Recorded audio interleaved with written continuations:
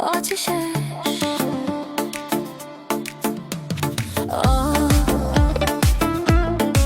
آتیشش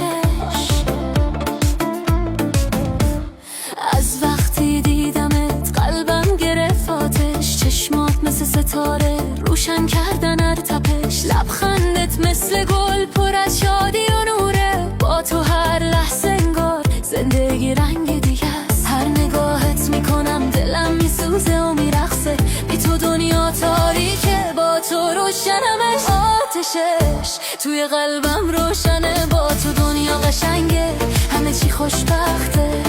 وقتی میخندی همه چی پر از شور میشه، با تو کنارم دل پر از عشق و نور میشه.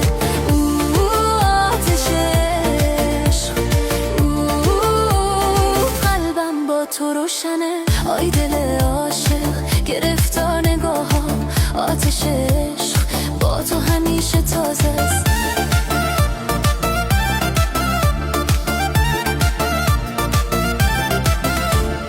دستاتو بگیرم قدم بزنیم با هم، تو باشی کنارم دنیا پر از نور و شادیه. هر لحظه با تو بودن قلبم پر از احساسه، بی تو دنیا تاریکه با تو همه چی روشنه. هر لحظه کنار تو قلبم پر از شور میشه، بی تو نفس سخت میشه. عاشقت هستم همیشه.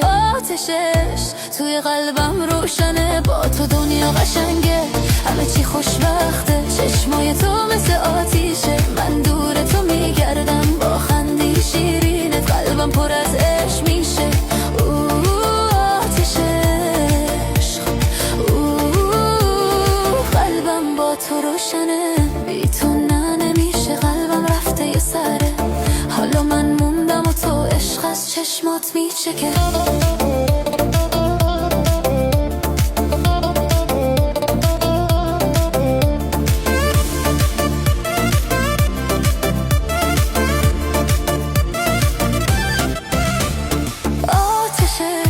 با تو قلبم پر از نور، هرچی که ازش میخواستم پیش تو پیدا کرده.